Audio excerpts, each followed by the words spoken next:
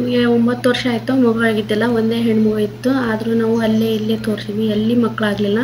ಲೋಢಾ hospital Sunita madam ಹೆಸರು ಹೇಳಿದ್ರು. ಇಲ್ಲಿ ಬಂದ ತಕ್ಷಣ ನಮಗೆ 4 ತಿಂಗಳು ಅನ್ನೋಷ್ಟೊತ್ತಿಗೆ ಪ್ರೆಗ್ನೆನ್ಸಿ ಆದ್ವಿ.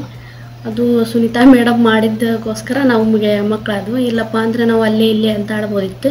ಆದರೂ ನಮಗೆ ಲೋಢಾ ಹಾಸ್ಪಿಟ್ಲಿಂದ ಚಲೋ ಆಯಿತು.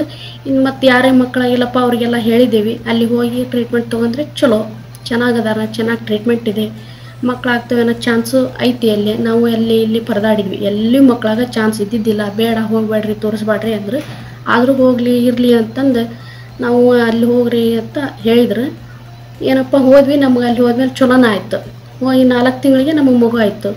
ಲೋಢಾ ಹಾಸ್ಪಿಟ್ಲಲ್ಲಿ ಸುನೀತಾ ಮೇಡಮ್ ಚೆನ್ನಾಗಿದ್ದಾರೆ, ಚಲೋ ಟ್ರೀಟ್ಮೆಂಟ್ ಇದೆ. ಮಕ್ಕಳಾಗೋಸ್ಕರ ಎಲ್ಲರೂ ಮತ್ತು ಹೆಚ್ಚಿನ ಇದು ಮಾಡ್ತಾರೆ ಅವರು.